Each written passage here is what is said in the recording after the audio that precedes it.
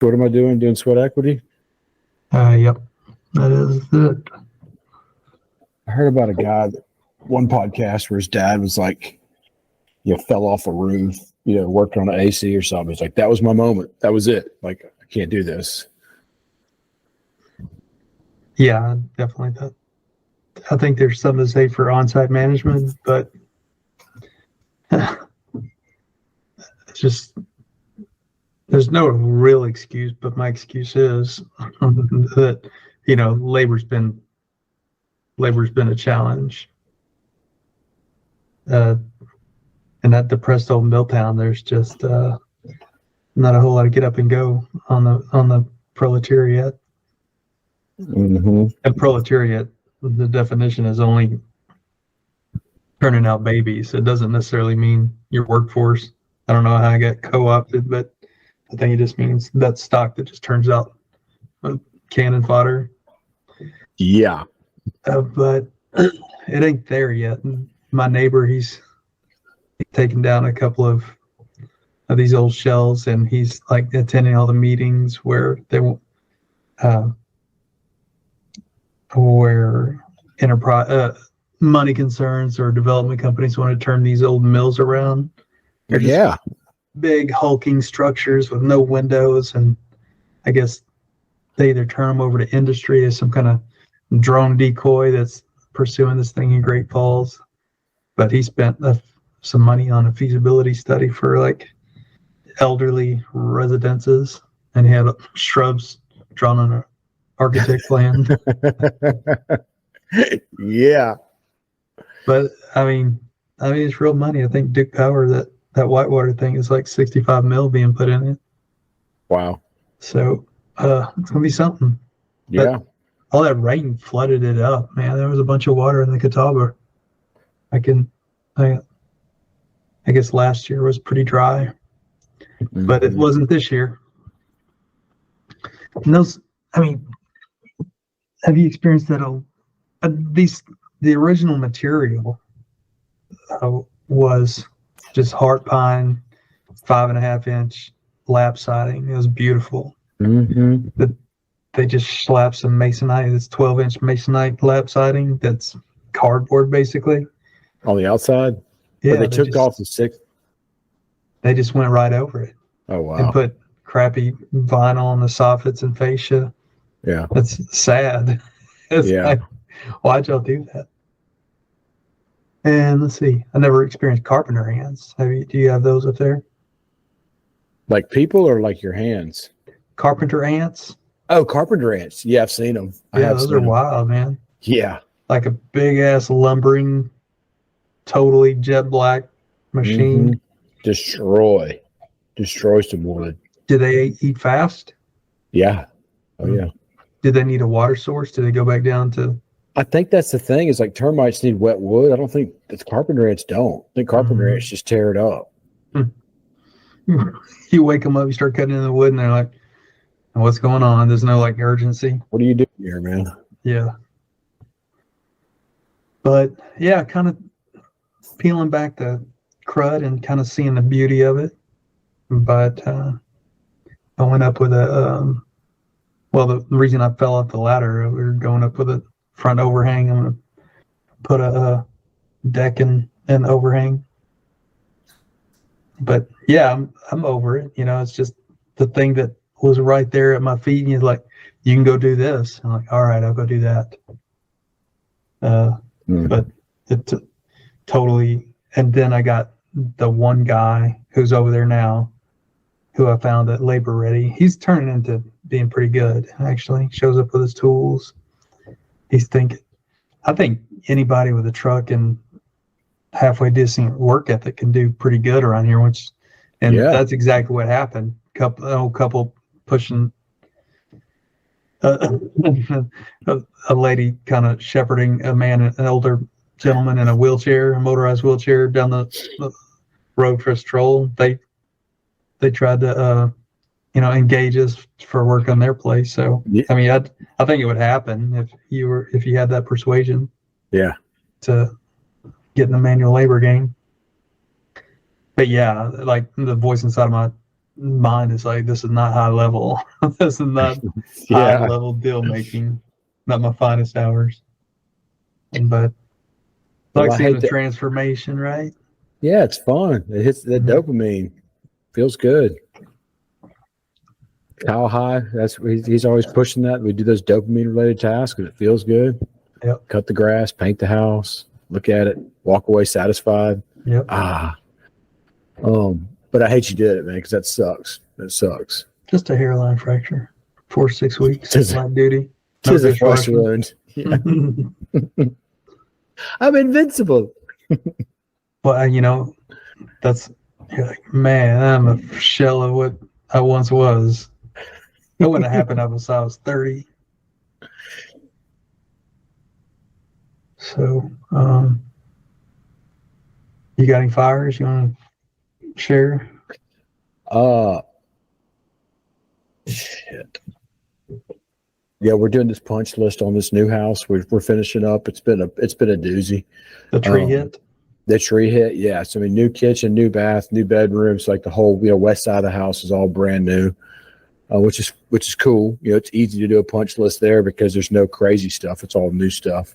But then the old part of the house, it's like, what is this? What's that? Kind of like you're talking about the vinyl siding over pine. We're just finding all kinds of different stuff. Sockets don't want to fit, and you take off you want to change a light switch out because it's grungy, and it's like, oh, it's just sitting in that box with braided wire. We're gonna have to that kind of stuff. We're getting it. Nothing much. It's just a bunch of just a bunch of stuff. So it'll take us about 3 more days, and probably about $500 worth of thresholds, light switch covers, another light here and there, smoke alarms. So just the usual, just knick-knack stuff, and get it done. So you're at the finish line. Yeah, we're there. We're there. Did you tell me furnace? Did you tell me your budget was going to be like big numbers for that crashed house? I mean, like 6 figures? We're going to have 90 in it. Right. 90 in the rehab, and paid 25. So we're going to be at about 115, 120. Okay. And then we'll furnish it for about another 14, 15 grand. And that's Rachel's plan, Airbnb? Or, no, it's going to be a mid-sober living. Oh, really? Mm-hmm. What's that word mean? Mid-sober living? No, men's. Oh, men's sober living. Men's, right. With, yeah. A mid sober living? Yeah, it's like guys sober, soberish, sober curious. California sober. Yeah. Yeah. So yeah, I think we're gonna put 6 beds in there.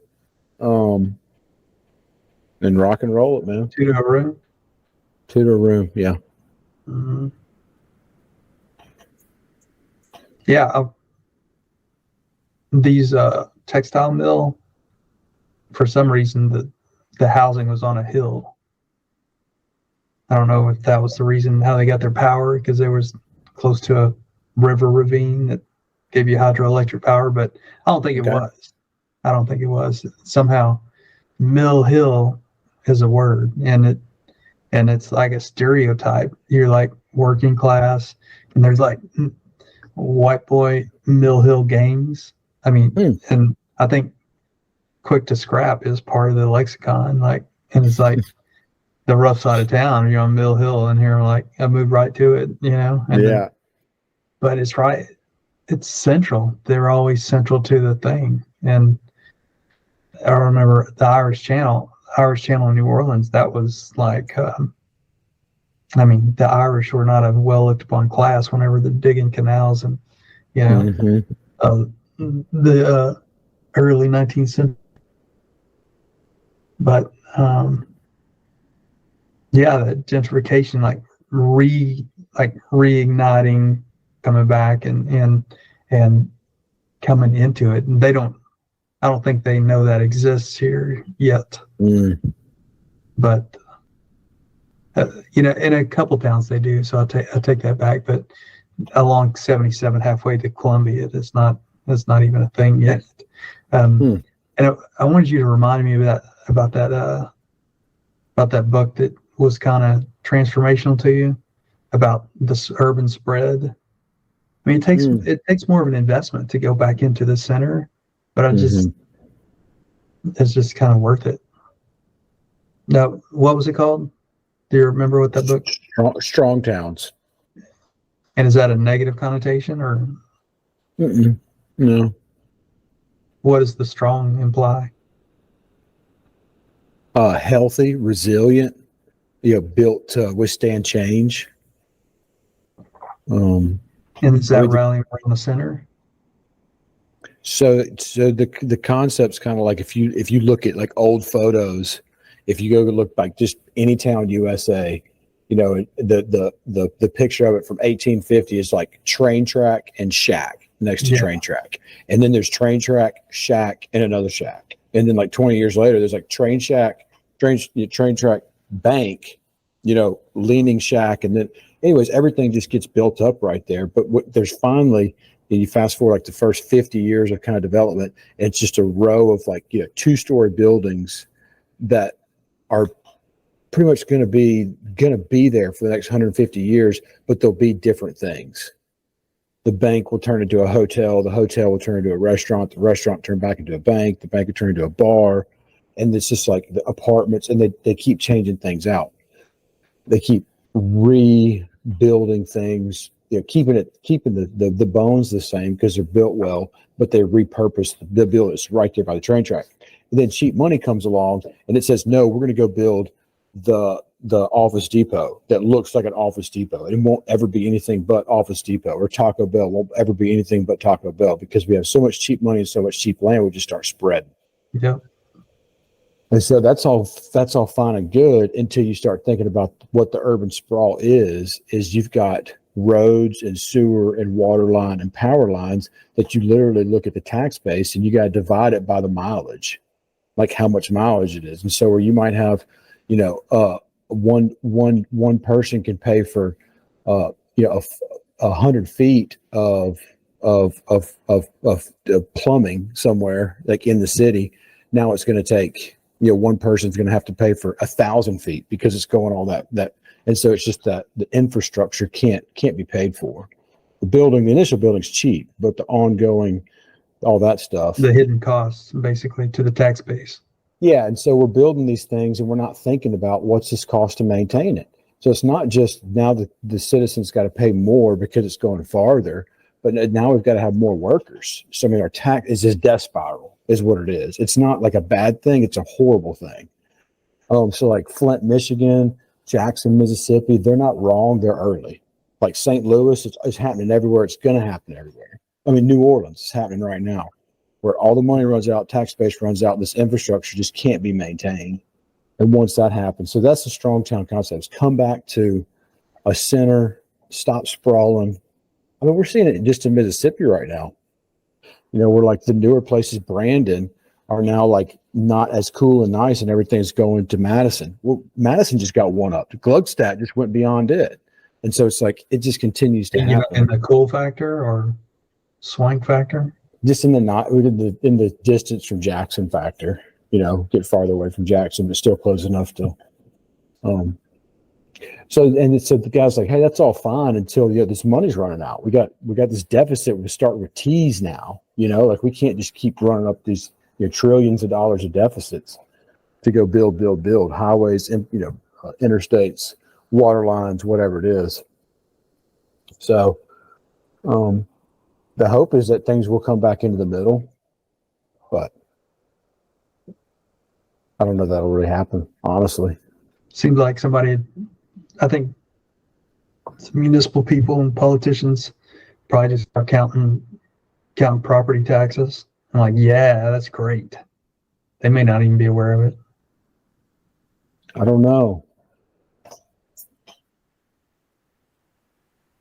But he talks a lot about, like, there's a Strong Towns Facebook page, but like they're always complaining on the Facebook page about just like the idea of a strode, like a street road, like where you can't walk up and down. There's no pedestrian based stuff. You've got these like 6-lane roads where animals and people can't cross, like basically interstates that aren't interstates, but like these major roads through town. They just cut everything off. They cut business off, and like one traffic light or one turn can change the whole dynamic of like a part of a city. They just shut it off.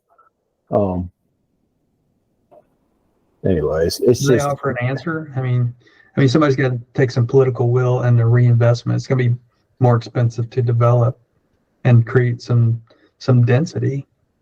and they do try to provide solutions, but it's normally these city planners normally aren't city planners. They're normally not like, really sociologists or whatever, people who think about like how things should flow.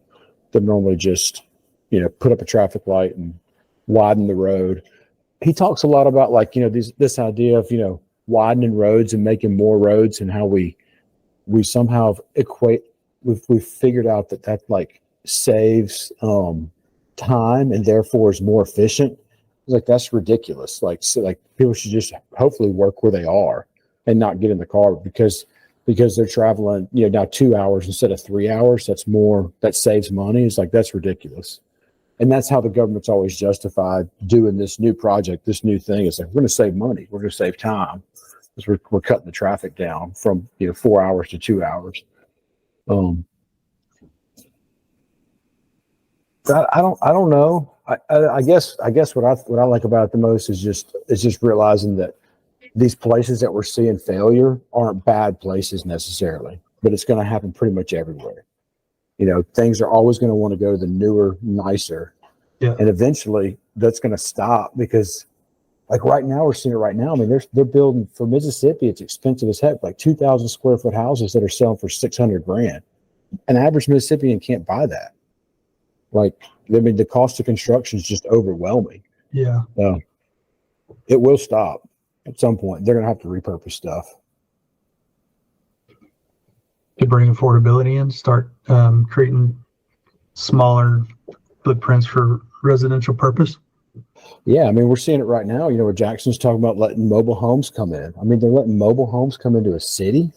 It's because you can't go build an affordable product. Mm-hmm. You just can't do it.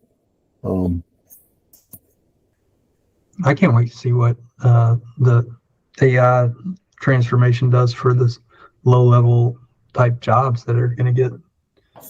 What's that person going to do? I mean, I think it's going to happen.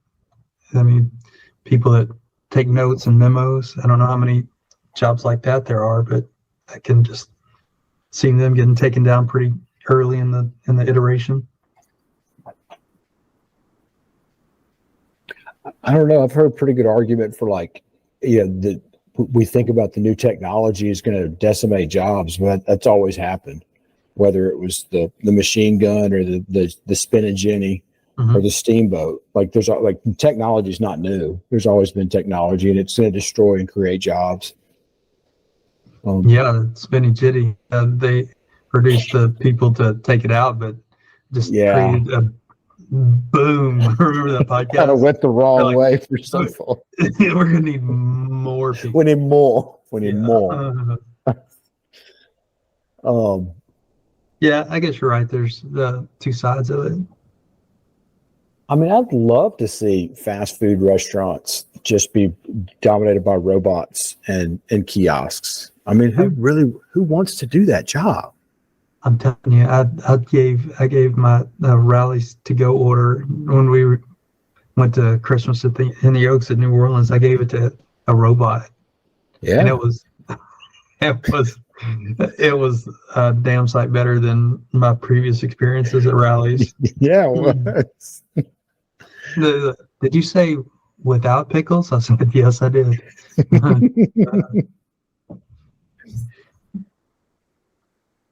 I think it's going to be cool, man. I really do.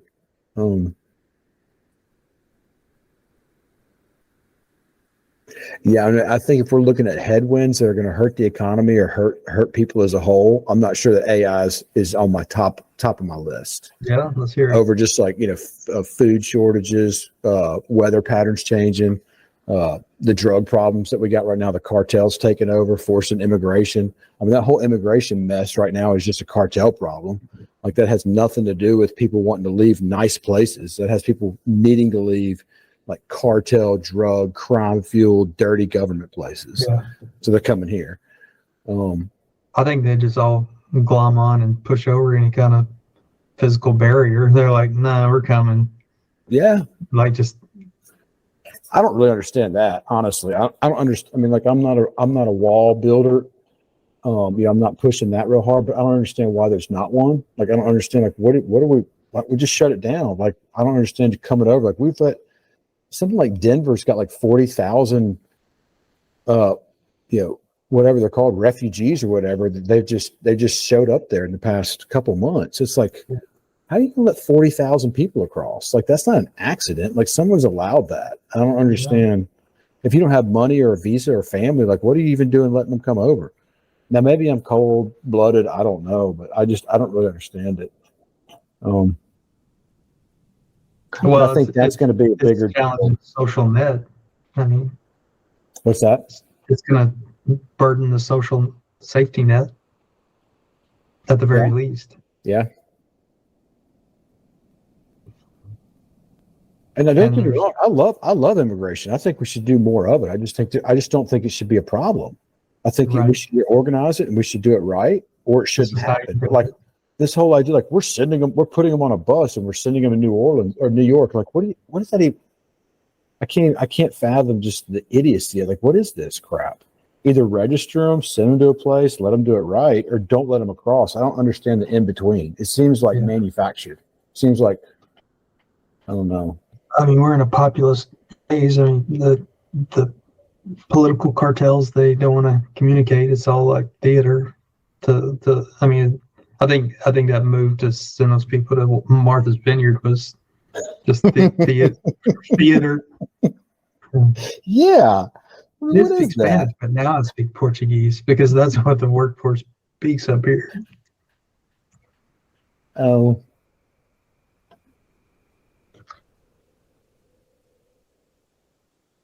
So yeah, AI. I'm excited about AI. I'm really looking forward to the kind of stuff that's gonna.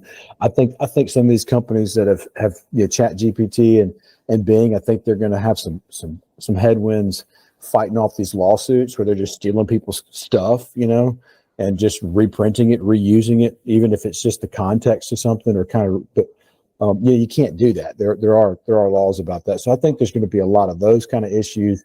I mean, man, it's going to change so many different jobs. I mean, whether it's lawyering or librarian or just data storage, data retrieval, it's going to change a lot. I mean, librarian, how is that even going to be I've got a friend who's got a degree. He's a professional librarian. Like, how will that even be a thing in 5 years? Like, I don't even think it's a thing now. I think they just keep him around because he's really interesting. Like the library in York County is like the ad hoc homeless shelter. Yeah, books. I mean, they were like they're sitting on the floor. The backpacks were around them. I mean, it's close to the bus station, and you're like, "I told you couldn't come in here." It's just like this. Then they were like pretending to get a book. Oh no, I'm over here looking for Great Expectations. I know it's around here somewhere. They like caught my gaze real fast and like thwarted my gaze. Yeah. Don't you see the sign says public library? Here's my library card. Yeah, Jackson's losing all of our libraries, man. We're tearing them down either due to flood or misuse. I mean, it's really sad. I don't know who said it, but somebody said you can tell a society by its libraries. And we're not doing a good job in Jackson at all. We're failing on a lot of fronts, and that's one of them. But once more, if you don't have a tax base that can take those buildings, cost a lot of money to maintain. I mean, it's not just I think that's the thing. Dallas Ketchum used to always tell me, is like homes are under constant threat of like active deterioration. Like it's active. It's not static, but it's just constantly happening. These homeowners need to realize that it's going to cost money, whether it's a rental or their private residence, to maintain that house. And there's a number, 3 to 4 to 5%. We don't know what it is for every, but there's a number that you have to keep. You have to put in there just to keep it that way. Yeah. And so it's like, okay, we've got $1 million building today, and inflation's 2%, and it's going to cost me 5%. That means I need like $7,000 a year the first year to take care of it. Next year I need, 10,000 because of inflation. I mean, I constantly need it's going up. It's not just a one and done. No. And you're saying that it's going to take that for municipal buildings as well. Anything. That's what you're saying. Exactly. Yeah. Exactly. That's why our courthouses are failing. That's why courthouses used to be these big, ornate, beautiful, like, wow, that looks awesome. And now it's like nondescript, red brick, 1-story, flat TPO roof. Get it done, you know? Right. And another thing I want to bring up is affordable housing. We kind of know about the dumb money sitting around, too scared to get off the starting blocks. I mean, and I know Wally has floated out, let's create affordable housing. Let's take it out of bankers' hands and create an ecosystem to where the dumb money funds affordable housing, people that need funding, right? You know that dynamic. You know what I'm talking about? I mean, yeah. So, I mean, yeah, what are the I just was listening to a cat talking about just the massive amount of equities that the boomer generation, the baby boomers, are holding on to.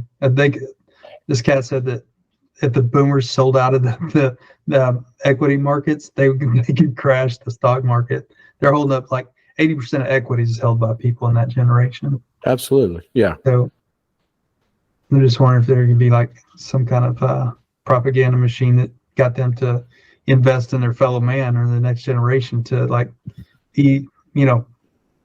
still get what they need, but create some kind of equity source for funding the next people. I don't know. I mean, I don't even understand the stock market, to be honest with you. Like, I don't understand investing in anything that doesn't give me a dividend. Like, there's dividend stocks, but it's pretty meager. Like 20% of stocks have a dividend, and they're about average of 7 to 8%. That's right. I mean, the good ones, the best ones. But this other, 70% that's just growth or hopium, like they hope it grows. I don't understand that. Yeah.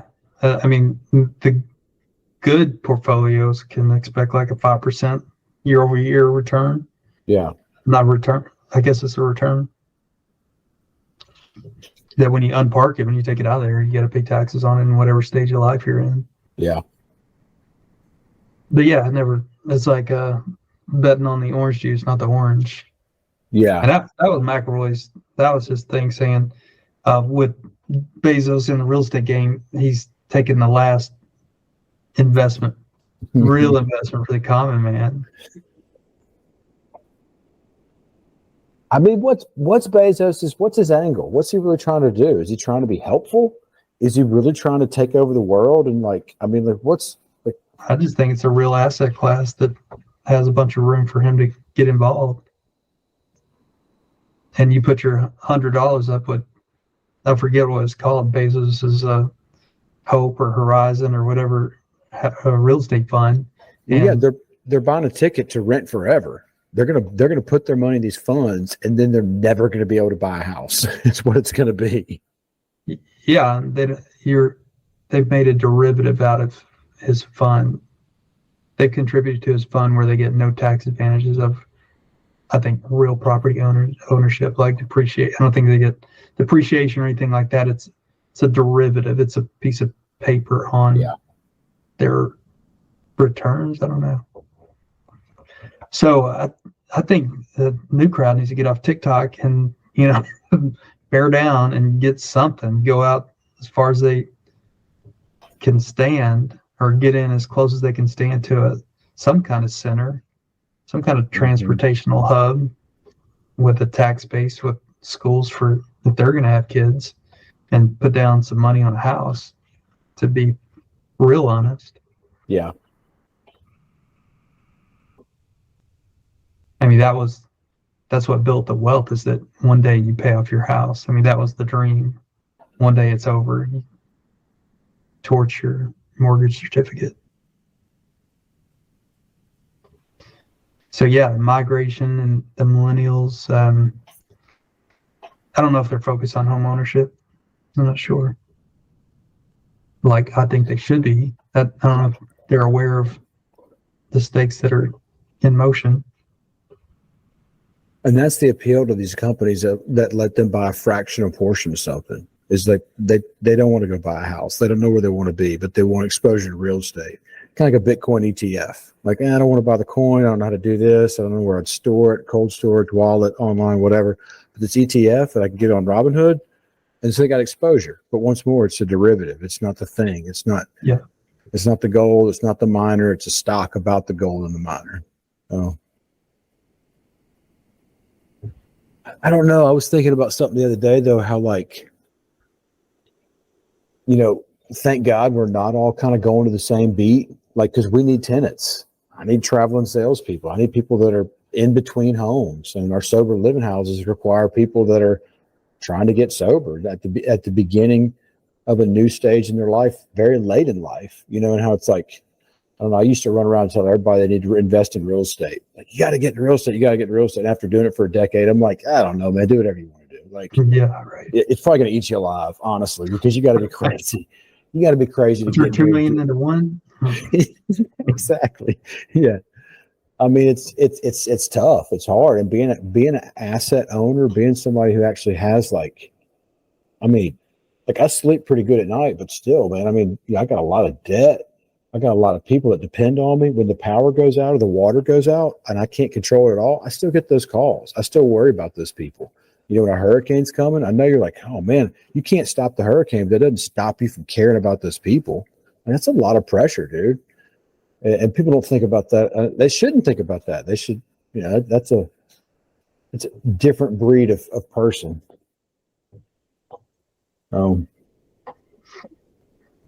Yeah, I got accused of not knowing about a blackout. How can you not know about that? I don't know. You didn't know about the boil advisory? Yeah.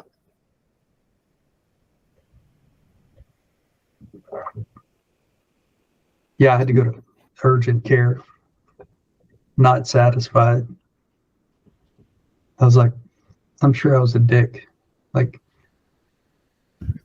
I didn't see but one person in the lobby, and I was just poking my head out of the door, like, I'm mentally prepared for the X-ray now, and then they just let me sit in that MFR. Yeah. And that's what if you don't go to the emergency room, you go to urgent care. I mean, they've made it convenient, but the radiologist was off-site, so they emailed my images to somewhere to get, and still the MD came in later and said, you had a distal radial fracture. I was like hoping for a sprain. Come on, sprain. Yeah, well, that's crazy. They emailed your X-ray somewhere else. Yeah, India. What? No, does it got to go to India? Some AI bot, like. It's fine. I can't see it from India. Yeah.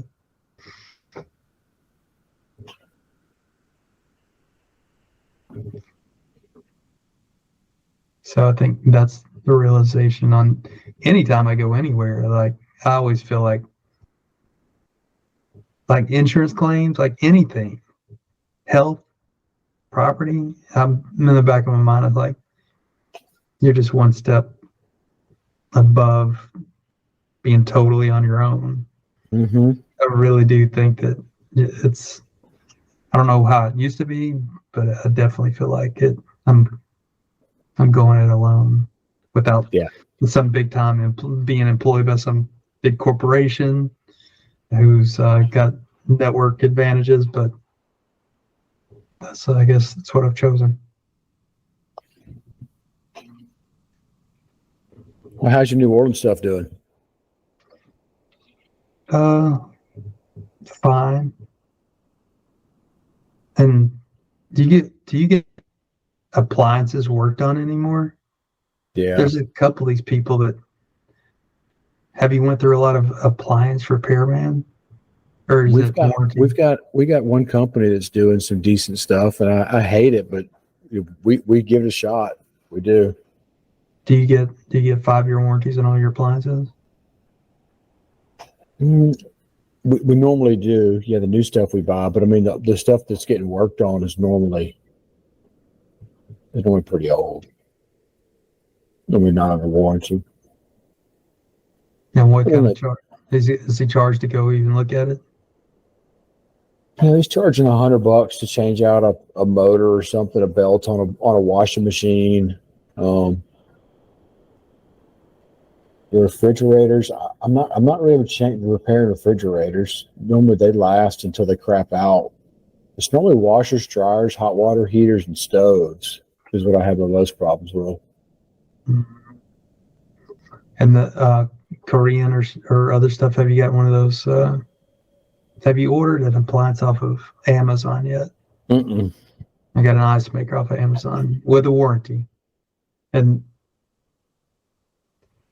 they pretend to pair you up with the local service provider, but I'm not convinced that exists. They basically give you your money back. Yeah. That's what their warranty consists of, is giving you your money back. So have you found the loop? Is this the ticket? Just keep buying these things and selling them, and I need my money back. I need my money back. You have no local here. You will never verify that my ice machine is broken. Oh, money back. You're talking to somebody right in the middle of China, like with very good English. That's working the graveyard shift. Like, yeah, all right, give them their money back. But warranties, they're not. I was like, can you just send it? I got a warranty. I got a Lowe's warranty or something. I wanted to go with the reputable company. It's like, it says you're listed with Lowe's. Can you get them to send you this one? They're like, you can try, but they don't send those to us. Right. So I think if you get a decent part and decent refrigerator compressor, you're good. But if it's a lemon, you got to fight uphill. So, yeah, man, I got a bunch of ACs. I'm just waiting for those shoes to fall. But we're getting out. I think we're going to liquidate that one that we got the tax 121, that primary residence tax advantage. I think that one's going to go bye-bye. I guess the emotion's over. Mm-hmm. I think the geographic distance has helped. Don't quite feel what went into it. Yeah. You ever think do you still buy and hold all the way, or would you liquidate anything? I don't think so. I mean, if it was trouble, I might. You got insurance problems? Like, I don't know that I'm properly insured either, though. I mean, we're doing so much different stuff, whether it's Airbnb or sober living. Like our insurance guy, we're just doing fire and hazard, fire and wind, hail, fire and wind and hail, whatever. That is the plus of private lending, is they're not holding your feet to the fire on it. Yeah. If we had a crackhead like set his room on fire, and what's going on in here? You got 6 people in here. One of them set the room on fire. Like, I don't know. I don't really know. I don't think that would happen. But I don't know. Maybe it'd be fine. What do you mean? Maybe you'd get covered? I mean, it's a fire, I don't know. I mean, no, insurance companies, if they can find a way to get out, they will. Right. But we're not having like crazy wind, policies go up or anything, or crazy flood policies. Not yet. I think Bezos could definitely beat the little man out just on that little wrinkle. Well, I mean, my goal has always been to get a certain number of properties that's going to give me some cash flow, and not necessarily invest in the best, greatest markets where I, have the prettiest portfolio. It's always just been cash flow and some freedom. I think you did that for a few years and then decided you didn't want to go all the way South Jackson. You're like, Exactly. there's a Yeah. limit to my love. Yeah. You start learning. You start learning like, okay, cash flow is not everything. I want to Mhm. make some. I don't know, but I'm really pumped about this sober living stuff. I mean, we finally set a goal. Well, we've got a midterm goal and a longer term goal. But if I could make this work and bring in some kind of private lender, or some other kind of partner, and go to a different market and do the same thing, like get 50 to 75 beds set up here, and then go someplace else, get 50 to 75 beds. I mean, the business is there. It's definitely there. There's going to be more and more of it. But just going out and finding random rentals, like I just don't see the cash flow for random rentals. I mean, I always see you got to do some kind of co-living or corporate living or some kind of extra thing, provide a service on top of just the roof. But yeah, I mean, I think after these, we got this project we're finishing up, and then we're buying another, and that'll be like 38 beds. I'd like to get to 50. Wholesaler, or I mean, did you have to work hard on the deal? Not too bad. And I'm paying retail for this other house, but we're not gonna work on it. It's in our area. It's going to be ready to go to move in. Right. But yeah, they were asking 135 for it. We got them down to 130. I mean, it was listed like 180 for a long time, so it had come down. I think we'll throw a coat of paint in the living room, but I mean, other than that, that's it. No rehab. It's still labor heavy. Your operation pretty labor heavy still. Vetting people, intake and out go. Yes, but I think at like 60 beds, I'll be able to have just one full-time person. That's a $15 an hour person. So, yeah, I think.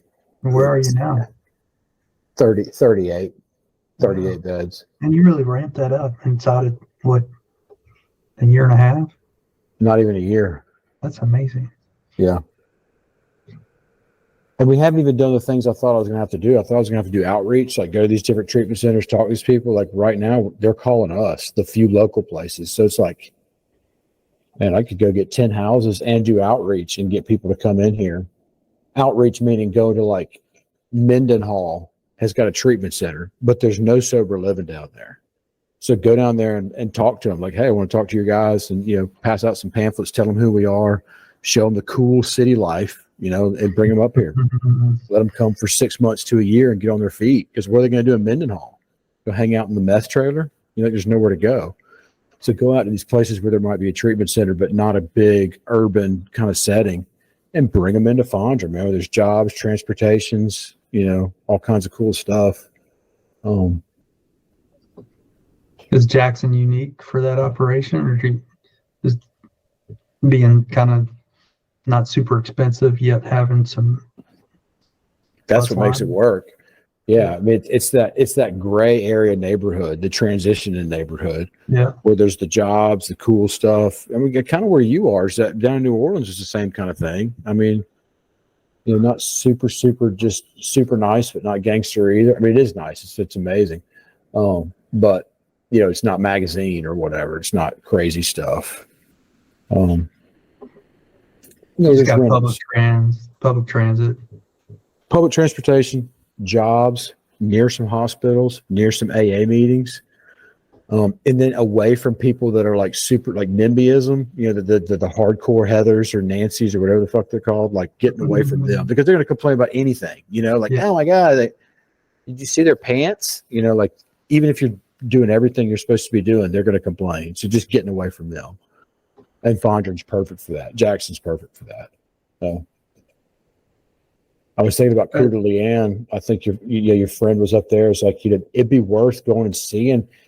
I think you just got to visit a location, but a big thing is if you're going to do kind of sober living, you got to be around some kind of AA or NA or treatment center hub where people can get to some meetings. It can't be out in the middle of nowhere. It can't be like we were talking about just strong towns. It can't be across the Strode, where they can't get from A to B. It's got to be in the middle of something. One of those things needs to be close to meetings. So, yeah. And not every place got meetings. No, they don't. Mm-hmm. Are people getting on meth? That seems to be the big topic of taking people down. Do people get off of it? Yeah. Is that? Yeah. That's, you see those people? Is there a drug of choice on people that are getting their life back together? Or is we're seeing the opiate thing is legit. The opiate crisis is real. Yeah. You got kids and little guys and girls that are football players or cheerleaders or something that are 16, 17 years old and they get on pain medication. And by the time they're 28, they're shooting heroin. Their life, they dropped out of college.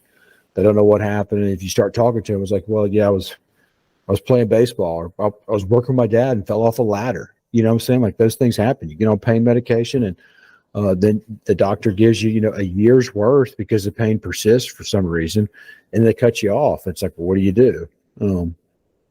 So that's a real thing that is happening. And then the fentanyl is the next thing. So like, the cartel is like, it's the biggest business in the world that we don't even really pay attention to. It's no investors or anything that we see. It's just the stuff going on. And anyways, their business is to sell things to the black market. Well, fentanyl, where it used to just be in, just like selling it in heroin or other opiates, now they're putting in all kinds of stuff because it's so addictive. And so you're having kids that are like, they're smoking a joint and it's laced with fentanyl. Because that person's like those weird stories you hear about in the 80s and 90s are like, nobody's putting LSD in an apple. Like, who would waste LSD? Like, well, now those things are happening. It's like, well, somebody's putting fentanyl in this stuff. So people are falling over dead smoking a joint. People are falling over dead eating some Molly, doing a line of cocaine. It's like, well, in fact, I can't remember who it was. It might have been, Justin Towns Earl. Like, apparently he died doing cocaine that was laced with fentanyl. He was a musician that he knew better. He knew better than to do shit like that.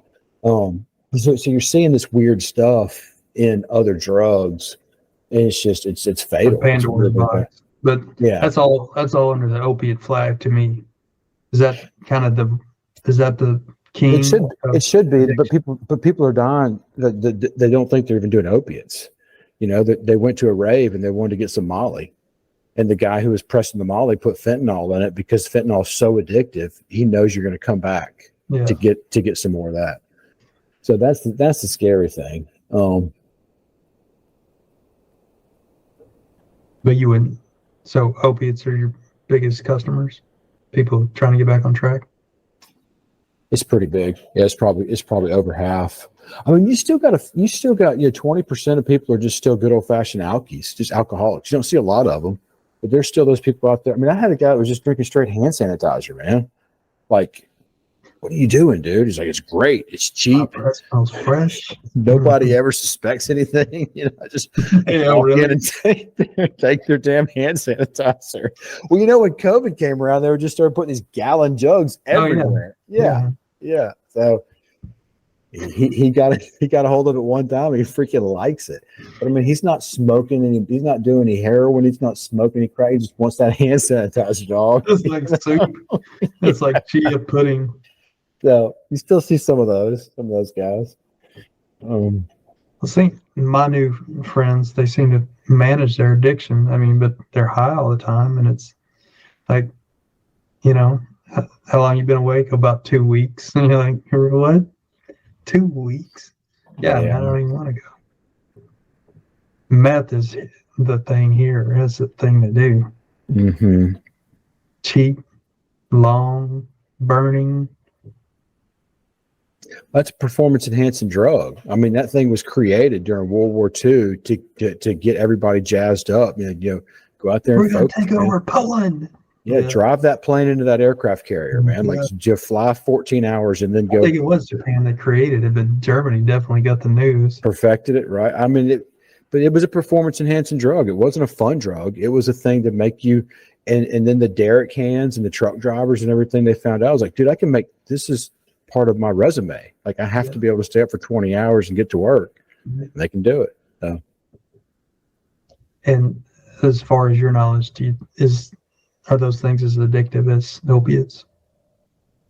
I don't think they are, but I kind of have limited knowledge.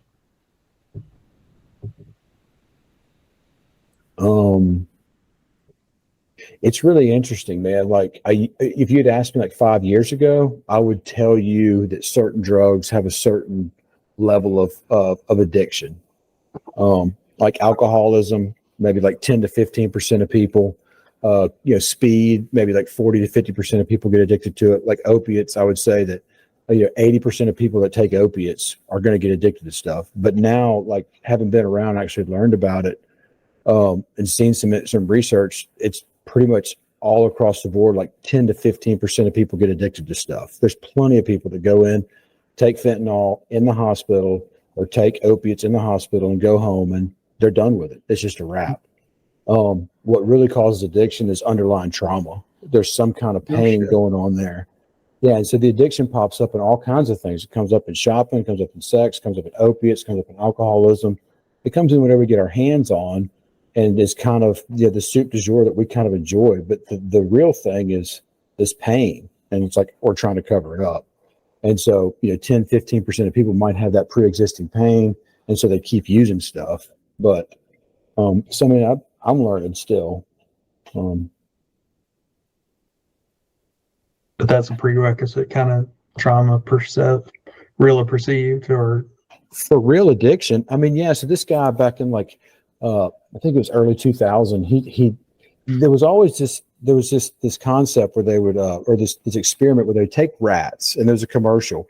They take rats and they put them in a box, and they put cocaine or heroin in it, and they're like, this is what a drug addiction looks like. And it was like on the news or on TV where the rat would be hitting the thing, like killed over. He'd fall over dead, right? That rat had some trauma, like underlying mommy issues. Well, no, there's a guy who looks at that and he says, there's always the same. There's one rat in a cage with just this heroin, right? So he says he tries a different experiment. He puts the heroin, the same drip, the same thing, but he creates we call it Rat City, Rat Park. They've got slides, they've got company, they've got friends, they've got things to do. They're having sex, they're eating, they're doing different things. And he'd take one of these rats that was in this isolated place and then throw them into Rat City. And like 90% of the time, they quit doing the heroin. No shit. Yeah. So this idea of like these drugs are so addictive, it's like, no, it's your environment is so hellish. You've got nothing better to do. And so you're like, okay, so we're locking people up, we're throwing them in jail, and we're expecting them like, this has got to work. This has got to make them stop. It's like, no, it makes them do more and more and more. That further isolates them. People are happy. People are happy and good. And then people are going to do drugs no matter what, man. Like, I mean, that's another thing is like, I mean, you even see like there's fruit bats and there's elephants and there's monkeys that like to get intoxicated. Like getting intoxicated is a completely natural thing. I see my kids get on anime and I kind of recognize it. I was like, like they're getting it. Well, even as the bat, like spinning around is like it's getting dizzy when we were kids, or eating sugar. I mean, like y'all are anime junkies. Yeah. So that's the point of sober living: is give people a place and environment where they can find a life worth engaging. I feel like it's good work, right? It's cool, absolutely. Yeah. Dude, I about broke down to tears, man. There was this kid that moved in, and he was like, he's a country dude, man. He's moved from like Greenville, Mississippi, came in here, didn't have anybody, didn't know anybody. He's been in our house. I didn't really think he was going to do much. Or anyways, he was walking out of the house the other day, new set of clothes on and a name tag. He just got a job at City Gear, which is like an urban clothing store. He was like, in New Orleans. He made me manager. I was like, I started tearing up, dude, because I didn't think he had a chance in hell. How long does the turnaround take?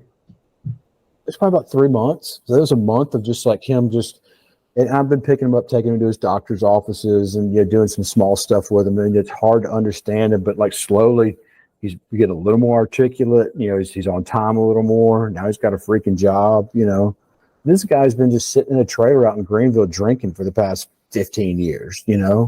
That's it. Not working, not doing anything. And now he's like, man, this is kind of cool. Wow. To see the lights come on is pretty awesome. That is great. So plenty of room for that stuff. Is there any way to subvert the incarceration with something like you got as part of a probation deal? Like you must attend sober living? I mean, does somebody volunteer for your operation, or can they be politely asked to go to it? We have both. We have both. We have people who are calling us up saying, hey, where I'm living right now is no good. I need to be in a safe environment. Do y'all have any beds? We're saying, yep. And then we got probation officers who are saying, I got a guy that needs to stay in your house for 3 years for him to, or for 3 months to be in, compliance of his probation agreement. Do you have a bed? Yeah. So the product's the same. Like what reason they came there could be different, but it's the same product. I mean, it seems like you're going to feel good about those endeavors, even though you're making money. I think you guys are putting in the work. Yeah. So could you get to your 60 beds in under a year? Absolutely. Yeah. Then what happens after that? You got one employee, then do you keep going? I think I would like to get to a different market. I think I would. Just to hedge, or I don't know, do the same thing. Just for fun, see if you can do it, recreate it.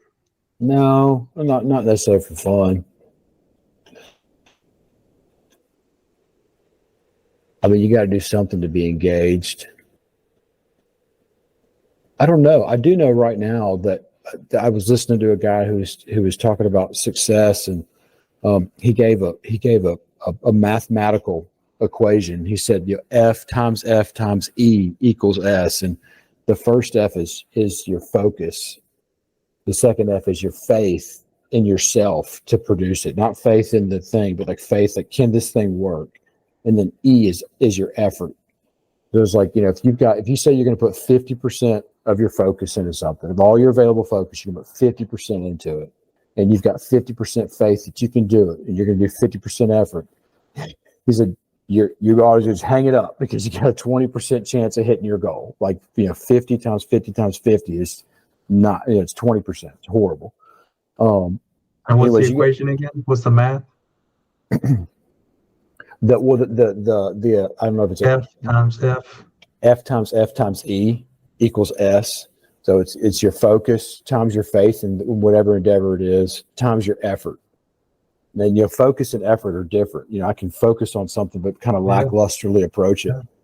And I started thinking about that. I was like, I'm going to get these. I'm not looking at tax-free income. I'm not looking at new builds. I'm not looking at flips. I'm not looking at anything. I want to put 75% across the board of all those things into getting these 50 beds and just stopping. I'm not looking at anything else, because it's just, I see that, I know that it's fun to do different projects and do different things, but it's like, man, I'm opening up a sober living house, remodeling an Airbnb and doing a new construction home all at the same time.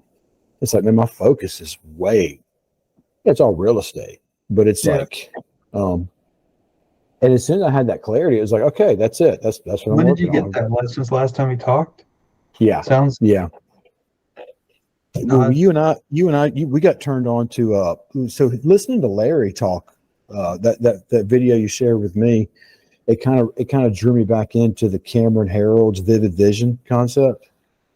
And he co-wrote a book with Hal Elrod, The Millionaire Morning Entrepreneur Edition. Anywho, he's big on vision. He's big on clarity. He's big on like isolating. Get the goal, get the timeline, get the things done you got to get done, and cut everything else out. Just cut it all out. And it's helping. Like today, I went to Wally's thing. He had a meetup. There were about 20 people having breakfast, so we did the whole go around the room and like, what do you have? What do you need? And everybody had something, and everybody needed something. It was like, I don't really need anything unless you got like, I don't need anything today. Like I know exactly what I'm supposed to be doing. I got to get these 2 houses up and running. I got 1 more coming online in like a month. That's it. Like I don't need anything. Instead of this panic, like I need a deal. My IRA's sitting. It's like, fuck it. My IRA's sitting there. It's just cool. Like I'm not worried about it. So. Oh, that's cool. I feel some focus in it right now. Yeah, some focus. Should I try sober living in my little 3-bedroom that I don't know what to do with, that I fell out of the ladder on? Are there any meetings around there? How would I check? Just going into like whatever town it is, searching like what's the name of the town? Great Falls, South Carolina. Great Falls, South Carolina. Falls.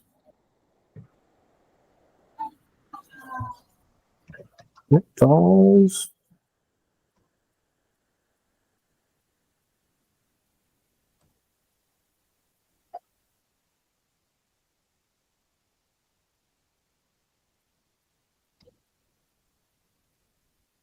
I mean, there's a lot of different types of group housing that's needed. But yeah, with a little bit of research, you could definitely find something out that's needed there. Would you do AA meetings?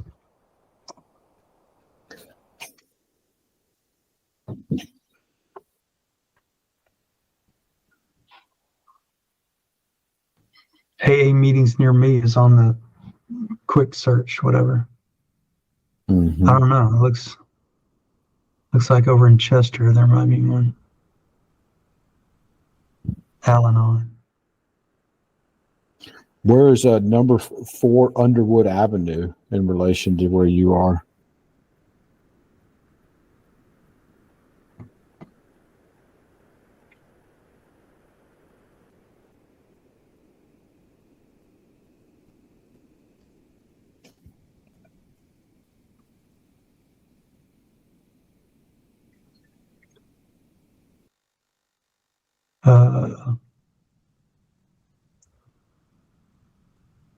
It's right near my place. 4 Underwood Avenue is close to you? Yep. Yeah.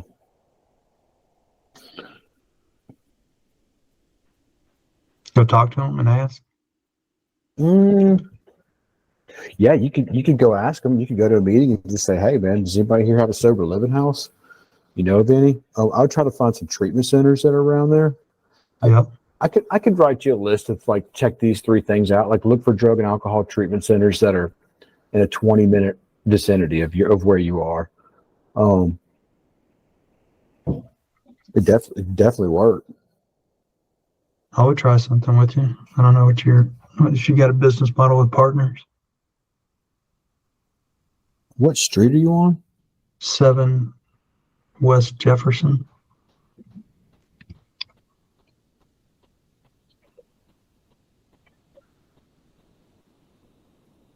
Six minutes by bicycle. Okay.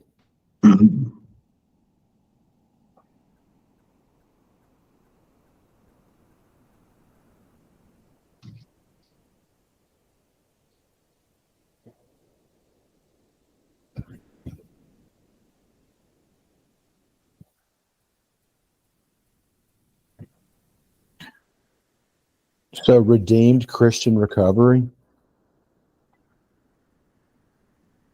Apparently there's probably some Jesus-y place that's doing some sober living.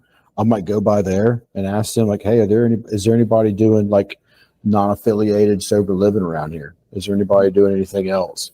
But I mean, like talking to those people is really your first step. I mean, that's what we're doing. We're calling treatment centers. We're calling other sober living places. We're going to AA meetings, kind of getting in because we have a background. It's not that foreign. It's not that crazy to us. But those are the things you got to do. And what's that place called?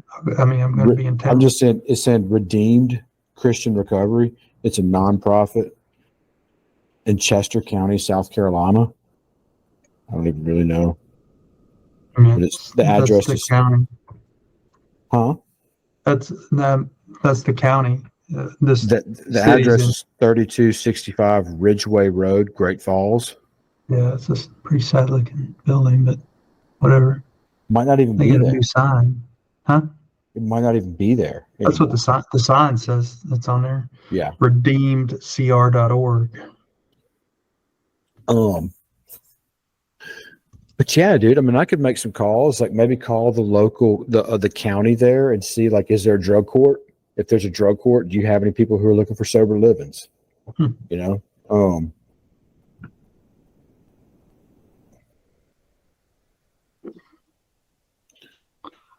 They get a Tuesdays Tuesday, 6 p.m., Mount Zion Church, Great Falls. It all sounds kind of recovery oriented. Mm-hmm. All right, I'll check it out. Is there any work or any jobs available kind of close to where you are? I think they'd have to drive. I don't think it's walkable. Yeah. How big is the house? I think I have 1,500, and then I could pop a loft in there actually pretty easily. You just start looking around and thinking what's possible, but I could stab some more square footage upstairs. Mm-hmm. It's got a 10 by 20 attic possible.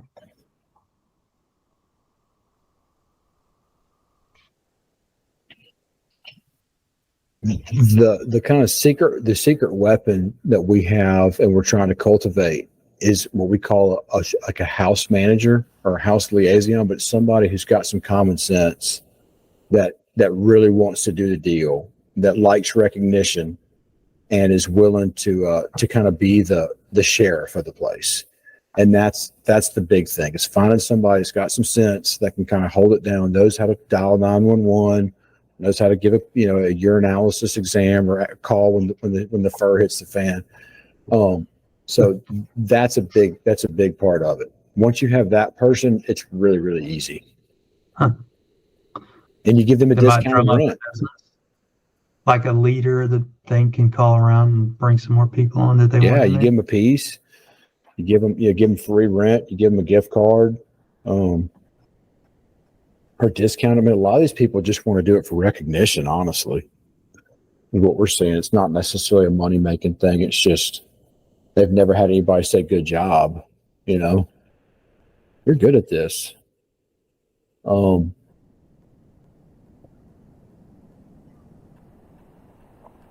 So earlier you said that there's going to be more of it. Is it because this is increasingly the path to success for getting off? Well, there's a lot of money out there for the opiate stuff, and also people are we're starting to drift more towards rehabilitation, and I don't want to say decriminalization, but more leniency. Is kind of people are starting to say, wait a minute, maybe we should put them on some hardcore probation. Let's put them in an intensive outpatient treatment center, but send them to prison for 10 years for a bag of methamphetamines has not been working. Like, it's breaking families apart. It's ruining lives. So maybe a policy pivot toward this being a better solution and throwing them in. Yeah. And when also the probation officers and the drug court officers and people now are people our age, like we kind of intuitively kind of get it. Like, maybe you should try to figure something else out, Yeah. Not saying let them go. Like, they need to be corrected, but send somebody up the river for 15 years for what is that? And so, yeah, there's a lot of money floating around out there from the opiate crisis, and then just from other. I think there'll be more and more money as we stop fighting the drug war like we're fighting it and start fighting it with prevention, trauma centers, drug rehabilitation centers, that kind of stuff. Because we need people out working. We need people out there being a part of society. We don't need them in there. I think it costs like $60. Yeah, I think it costs $60 a day to house somebody in a jail cell. That's just a suck. That's just a suck on everybody, Yep. And then never mind they're not productive. They're not in society, and they're a drain at the same time. So that's a spiral in itself. Yeah. So right now we're not doing any of this, but there's a big need for woman gets out of jail or woman gets out of probation, and she's got to be clean and sober for 90 days before she can get her kids back. But what the child services really want to see is they want to see mom living with kid in a sober environment for 60 to 90 days a year. And so those kind of houses have been on our radar, but we're not doing them because right now I'm focusing on just these single person sober living, but that's a huge option. With mom to have a spot for her kids? Yes. So say Who you got funds that? Is it public money or mom's? once more calling Child Protective Services. The people who are doing those things say, hey, I want to open up a shelter. I'm thinking about opening up a house for women who are trying to get their kids back. Do y'all have a need for that? And they're probably going to say, yeah, we got a huge need for it. Are you doing it for free? And you're going to say, no, it's not for free. The problem's not going to be finding the clients. The problem's going to be finding either the program to pay for it or the clients that can pay for it. Mm-hmm. If you call some of these places and ask, like, hey, do you know anybody who needs this? They're like, yeah, we've got 30 people that need it. But like, do you have one or two people that can pay for it? Like, well, you might have one or two people. Like that's the thing, is figuring that out. So Voc Rehab, but like I don't know what South Carolina's got, but in Mississippi we've got vocational rehab, and they try to get people back on their feet after an injury.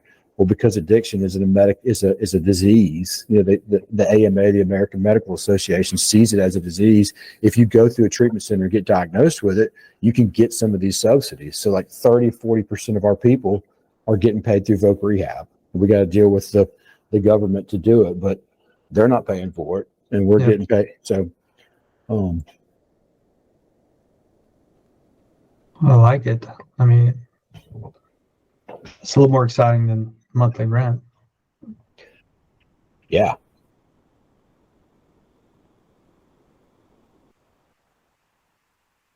I don't think Jeff Bezos wants to do it either. I don't know. Okay, well, I gotta go. Anya found real cheap cabinets at some of the, I don't know if it's just, we're going to drive into Charlotte and getting a whole kitchen, including the slide-in oven, the granite, the forever sink, undermount sink, for $1,100. What? And the dishwasher. So I don't know if you need to tap more people or get you a trailer and start looking outside of your area. Where is this? This is in Charlotte, like a Habitat Restore. Oh, we have one here in Jackson. And they were like, "Did you got to go to Habitat Restore?" I think you might just need to put that on your daily list to call and see what's up, depending on your needs. Yeah. I don't know if you can. What are we getting? We're getting a bunch of cabinets, just a whole kitchen full of cabinets, like the 2-inch granite, like a modern darkish color, like a silica gray black charcoal, a slide-in oven, totally decent dishwasher. I don't think the cooktop is with it, but a whole bunch of stuff for $1,100. It came out of a kitchen. Somebody donated it. That's right. Wow. And one of those, I mean, with those cast enamel coated sinks are $4, I think. Yeah. Dang, dude, that's a score. Nice. And my labor finders guy, he's got his brother-in-law used to run a granite cabinet outfit, so he built me an A-frame to stick it on the U-Haul trailer, so we're gonna check it out. Nice, dude. But anyway, doing it cheaper. Heck yeah. Yeah, Rachel got pissed on me at this one. I kind of got overboard on some stuff. I just quit shopping. Like we went to Lowe's and got the new cabinets. And then our granite guy went up. I think we probably got $7,000 in cabinets, sink, plumbing, and granite. Those three things. Which a year ago I was getting it all for like $4,000. Wow. Because of the countertops? Countertops went up 30%. And then, I did change the grade of cabinets. I was usually getting like the mid-grade stuff, and I'm getting like the solid, real plywood, no particle, anything. I used to just get the middle grade, but I'm getting nicer stuff just because I've been displeased with some of this other stuff. So. Yeah. All right, man. Well, this was cool. I've learned stuff. I appreciate you. All right, brother. All right. Good night. Hope you feel better. Good night. Yeah, thanks.